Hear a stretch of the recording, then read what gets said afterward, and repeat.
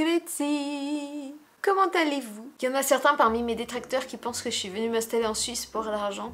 Tout mon argent. Eh bien, ils vont être déçus parce que c'est pas du tout la raison. Je ne suis pas venue pour l'argent, je ne suis pas venue pour faire des études, je ne suis pas venue pour la beauté des paysages, ni pour le ski. Je hais le ski. Moi, à la base, j'étais tranquille chez moi, je demandais rien à personne, et si on m'avait dit qu'un jour j'habiterais en Suisse, je l'aurais pas cru. Parce que, de base, je suis pas du tout une personne qui aime voyager, je suis pas une grande voyageuse. Je suis très bien où je suis une fois que je suis quelque part, en fait, je m'enracine et j'en bouge plus. Voilà, moi on me dit, oh, un jour tu vas vivre en Suisse. Dans ma tête, je pense que je vais faire... Ou même pire, je pense que je vais trouver que des points négatifs. Genre, ah, je veux pas partir parce que je connais personne, je veux pas faire... Oui, je suis ce genre de personne, et d'ailleurs, récemment, avant le coco, quand il y avait quand même un risque que mon mari soit envoyé pour quelques années dans un autre pays, genre, je sais pas, par exemple Singapour, Chicago, même le Japon, n'importe. J'avais un petit peu peur parce que je voyais que le côté négatif des choses. La nouveauté, ça fait peur. Là, moi, ce qui m'a fait venir en Suisse, c'est tout simplement l'amour. Oh, que c'est mignon, je suis venue par amour. Et oui, j'avais rencontré un japonais résident en Suisse et puis qui est devenu par la suite suisse. Mais quand je l'ai rencontré, il n'était pas encore suisse de nationalité, il me semble. Je me rappelle, il y a longtemps, j'avais un petit peu parlé de ma relation avec mon mari, de comment on s'était rencontrés. Cherchez pas, cette vidéo n'existe plus sur la chaîne, il me semble. Et quelqu'un avait laissé en commentaire que c'était honteux parce que ça se voyait que j'étais venue juste pour ses papiers. Et je rigole tellement parce que déjà la relation était tellement improbable. Et en plus quand je l'ai rencontré, il n'avait pas de papier suisse, donc... Mais l'inverse est vrai aussi, il y a aussi des gens qui me prennent pour une grosse kikoulol, c'est ça, des fans du Japon hardcore là, et que je me suis mise avec mon mari juste parce qu'il est japonais, qu'en gros je salivais devant son passeport japonais. Et ça c'est la petite blague perso qu'on a avec mon mari, que je lui fais tout le temps. Il me dit toujours, ah ouais, t'es avec moi parce que je suis japonais. Moi je réponds toujours si je prends son passeport suisse et je fais, non, je suis avec toi parce que t'es suisse. Mais ça c'est la petite blague perso, non je suis pas avec lui parce qu'il est suisse ou parce qu'il est japonais, je suis avec lui parce que c'est Soussou. Soussou c'est son petit surnom. Et en vrai, quand je l'ai rencontré, que les choses sont devenues sérieuses, moi j'ai vécu ce déménagement ici, donc le fait de partir du Val d'Oise pour venir en Suisse, je l'ai vécu un petit peu comme quelque chose de forcé. C'était pas hyper... J'étais contente, mais pas... Je sais pas comment expliquer en fait. Ouais, c'est la nouveauté, ça fait peur en fait. Du coup, vu que la vidéo sur comment j'ai rencontré mon mari n'existe plus sur la chaîne parce qu'elle était trop vieille, le son était horrible, bref, je l'assumais plus. Je pense que je vais vous la refaire du coup parce que sur Instagram, il y en a certains qui me demandent comment j'en suis venue à me mettre avec un japonais qui vit en Suisse. Le truc un petit peu improbable alors que je suis moi-même, ok, j'aime bien le Japon, mais je suis pas non plus une grosse fan qui court après que les japonais et tout, enfin, non. Pour vous dire, mon ex il avait des origines allemandes. Donc voilà, c'est un petit peu improbable je pense comme relation. Mais on n'aurait pas pu mieux se trouver parce que vraiment, ça fait 15 ans qu'on se connaît. Et bon, 15 ans avec un gros blanc au milieu, vous allez voir quand je vais vous raconter. Mais là, depuis qu'on s'est remis ensemble, donc ça va bien faire 10 ans bientôt, aucun souci quoi. On s'entend tellement bien, il n'y a jamais eu une seule dispute. Jamais. Qu'est-ce que ça fait du bien ce genre de relation. Alors ça peut paraître suspect aux yeux de certains, mais je vous assure, chez nous ça fonctionne comme ça. On s'est jamais disputé, on n'a jamais haussé le ton, on n'a jamais pensé... Ah peut-être que si de temps en temps on a dû penser, oh il m'énerve, mais ça devait être fugace. Parce que franchement il n'y a jamais eu de problème entre nous. Bon, je digresse, il faut peut-être que je commence par le début. Notre histoire commence il y a fort longtemps. Il y a plus de 15 ans. Il y a 15 ans? Oh, ah ouais. J'avais entre 15 et 16 ans, je pense que j'étais plus proche des 16 ans. Et lui, il devait être proche des 18 où il venait tout juste de les avoir. Et en fait, faut savoir que moi, à ce moment-là de ma vie, et ça a été assez court, j'étais devenue fan de la mode Gyalu. Je savais pas à la base déjà que ça venait du Japon, quoi que ça. Je sais plus comment j'ai découvert ça. En fait, je crois que je traînais sur Skyblog et je suis tombée sur des photos. En fait, il y avait toute une page qui parlait des Gyalu et tout. Et j'ai tellement aimé. Les cheveux bouclés comme ça, le maquillage et tout, les couleurs hyper flashy, je sais pas, ça m'a tellement parlé, je suis tombée fan instantanément. Et du coup, j'ai voulu faire plein de recherches sur ça. Après, j'ai vu que dans les chanteurs qui avaient un peu les coupes de cheveux que j'aimais bien et tout, un peu le style que j'aimais bien, il y avait Gact. Donc je sais pas si vous connaissez Gact, mais pareil, lui, je suis tombée instantanément fan. J'adore sa voix, c'est un truc de dingue. Et donc forcément, quand on commence à être fan comme ça d'un truc, on veut se renseigner un peu plus. Donc les Galou et Gact, ça vient du Japon. Donc forcément, on se renseigne un peu plus sur le Japon, sur la langue aussi, pour comprendre un petit peu les paroles des chansons. À force de recherche, je suis donc tombée sur le blog de mon mari. Mon petit mari, donc Tsuyo, Susu pour les intimes, qui avait son petit blog dédié un petit peu à sa passion de Gact, parce qu'il est très fan de Gact aussi. Et quand je vous dis qu'il était très fan de Gact, c'est genre qu'il avait les mêmes lunettes de soleil, les mêmes bracelets, enfin, il faisait tout pareil. Ne jugez pas, on était des ados, hein. Et donc bah déjà, aussi au niveau de son style, il essayait un peu de le copier, donc moi forcément je l'ai trouvé adorablement mignon. Et je suis rentrée en contact avec lui, je lui ai laissé un commentaire auquel il a tout de suite répondu il me semble. Et ça a bien marché entre nous dans le sens où on s'est tout de suite échangé nos MSN. Ouais, les plus jeunes qui me regardent, ça va peut-être pas vous parler la période des Skyblogs et MSN. Mais c'était comme ça qu'on communiquait à l'époque et je regrette un petit peu parce que c'était vachement bien quand même. Donc on était sur MSN et on parlait beaucoup, je crois qu'on se parlait tous les jours. Et on se parlait aussi avec la webcam et le micro. Pardon, je me suis levée super tôt pour filmer cette vidéo. Mais en fait, il n'y avait pas non plus... c'était pas de façon amoureuse, vous voyez. On parlait vraiment... Lui, il me faisait découvrir des chansons de Gact, par exemple.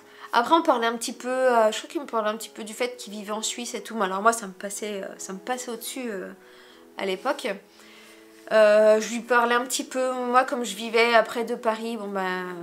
Voilà, je parle un petit peu de mon environnement, tout ça, la famille. Vraiment des conversations banales de la vie de tous les jours. Moi, à côté de ça, non, je fréquentais pas spécialement des garçons, mais je parlais avec d'autres personnes. Et ça posait pas de problème, voilà. C'était juste la vie de jeunes ados normale.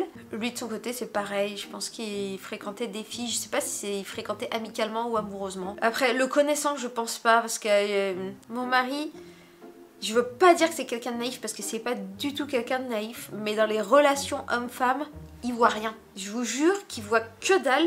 Il faut que ce soit à la fille de vraiment faire le premier pas parce que sinon, lui, il est persuadé qu'il plaît à personne, qu'il est pas beau, qu'il est pas intéressant, que c'est que ça, alors que c'est complètement faux. Persuadé qu'il y a beaucoup de filles qui lui ont tourné autour, mais que lui, il a rien vu.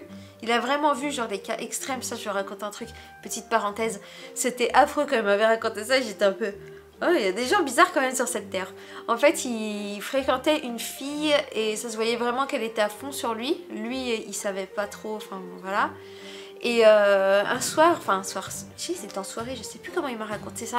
Idéalement, ça aurait dû être lui qui aurait dû me raconter ça, mais il veut pas apparaître dans mes vidéos. Donc, je vous retranscris ce qu'il m'a dit. À un moment, elle lui demande de montrer son passeport et tout, parce qu'elle est curieuse. Enfin, bref, donc lui, bah, il sort son passeport, et à l'époque, du coup, il n'était pas encore suisse, il avait un passeport japonais. Et il m'a dit, il a été complètement choqué de la réaction de la fille, parce qu'elle a fait... Genre un truc suraigu comme ça. Elle était genre au bord de l'apoplexie la meuf, juste parce qu'elle avait sorti un passeport japonais. Et il m'a dit que ce jour-là, il s'est senti sale, il s'est senti comme un objet.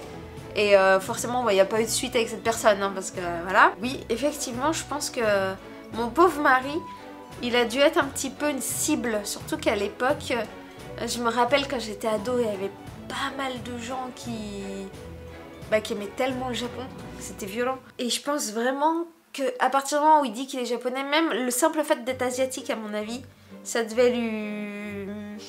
lui causer des soucis. Causer des soucis dans le sens où il devait être chassé par des filles que parce qu'il était asiatique. Et encore pire là, comme il est japonais, c'était vraiment une marche au-dessus. Et vous voyez, il m'a dit que des fois dans la rue, non c'était où? C'était genre à des Japan Expo mais qui est en Suisse là.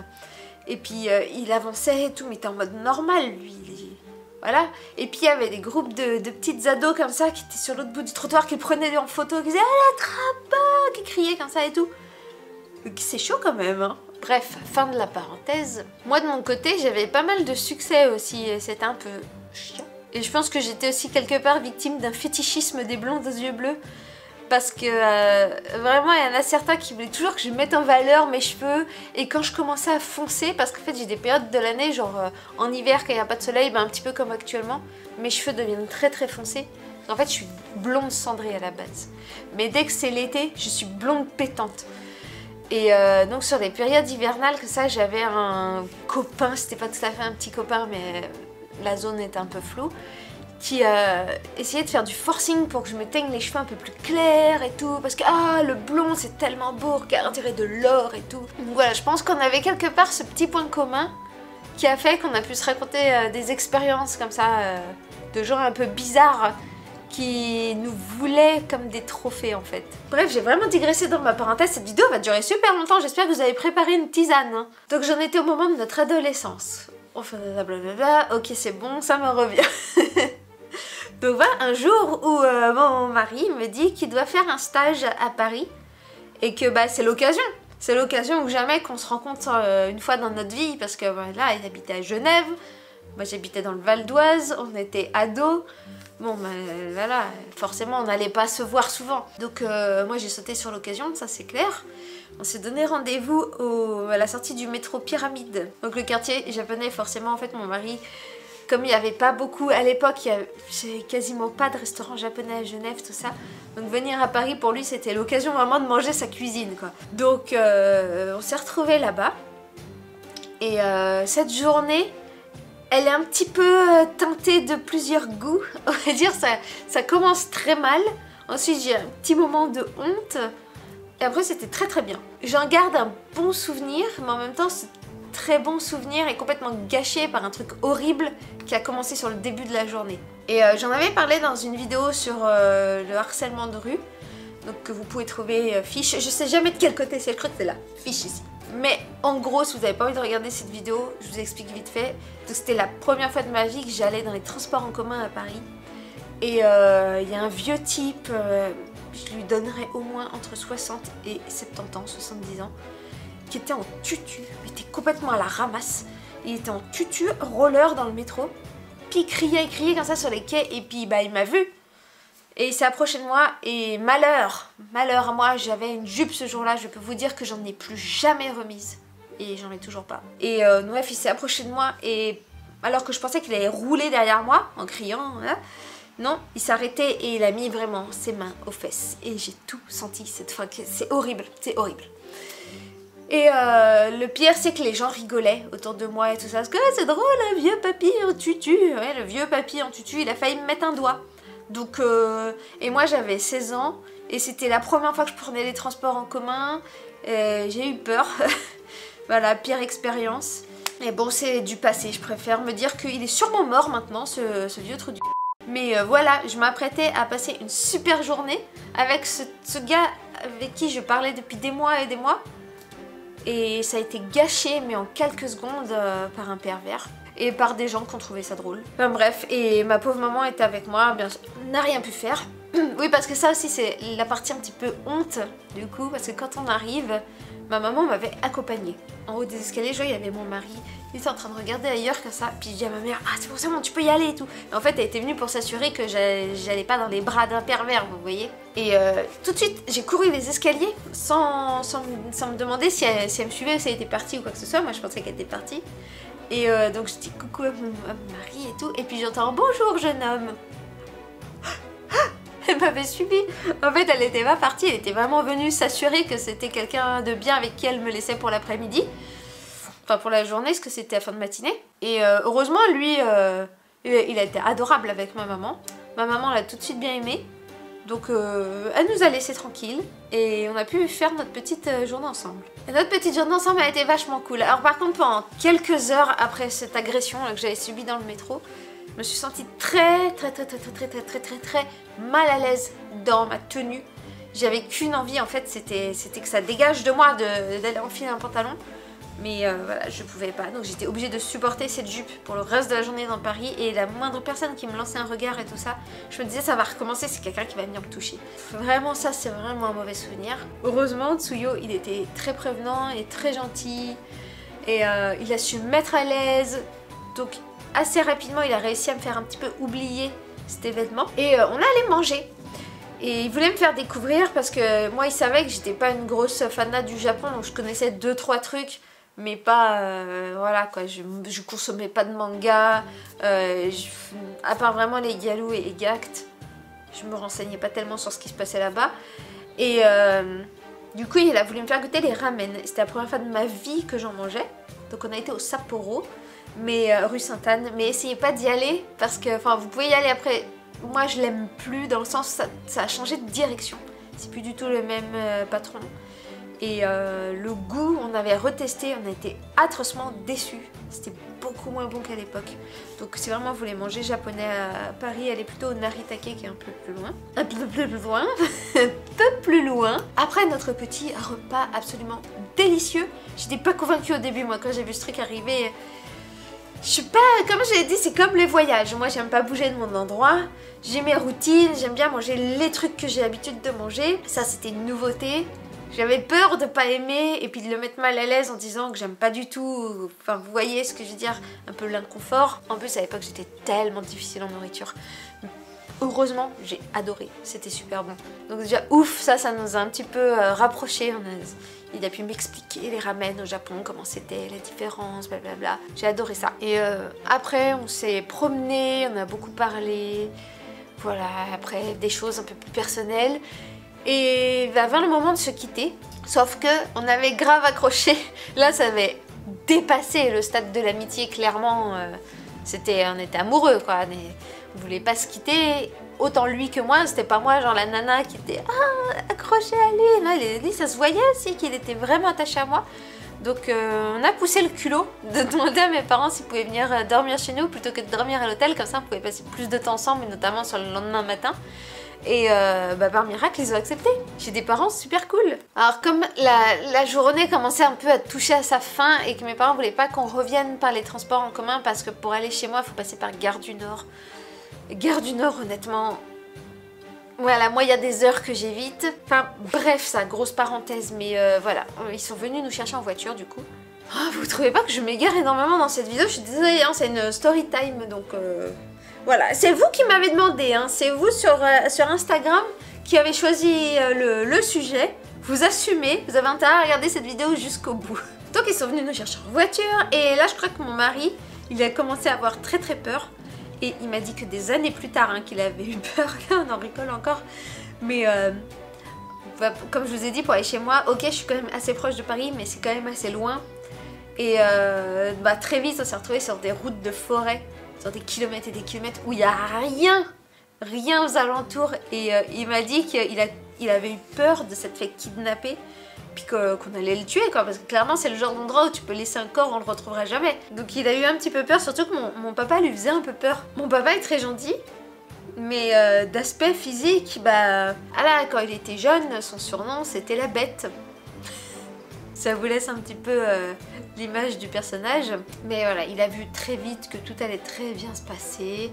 On a dormi innocemment chez mes parents. Il avait son petit matelas à côté de mon lit et tout. On a bien rigolé. Puis le lendemain, on a visité ma ville. Alors ça a visité très vite. Hein. On a été au centre-ville. Il s'est acheté des cigarettes parce qu'à l'époque, il fumait. Je tiens à dire que grâce à moi, il ne fume plus. Et voilà, après, ça a été le moment pour lui de repartir, le pauvre. Et on a pleuré. Dans la voiture, il avait les larmes aux yeux. Puis moi, j'ai pleuré carrément. Parce qu'on savait en fait qu'on n'allait jamais se revoir. Et c'est vrai, on s'est pas revus pendant des années. Donc on s'est quittés comme ça. On a continué à parler tous les jours sur MSN. Et via Skyblog aussi, je vois qu'il postait un truc et que moi je postais un truc, voilà. Mais un jour, clairement, il s'est passé que moi, il y avait un autre garçon qui commençait à me plaire un petit peu. Alors c'était pas autant que lui il me plaisait. On en a discuté, je lui ai dit que voilà, il y avait ce garçon et tout. Et on a décidé tous les deux, franchement, c'était la rupture la plus mature que j'ai jamais vécue. Et ça tient vraiment du fait que c'est un type. Mon mari, c'est quelqu'un d'extrêmement correct, bien élevé. C'est vraiment le garçon que tout le monde voudrait rencontrer quoi. Bravo à sa maman qui a fait un super travail. Donc rupture extrêmement mature. En fait on en discutait et tout naturellement est venu le fait que écoute, il a 18 ans, enfin moi j'avais 16-17 là à peu près.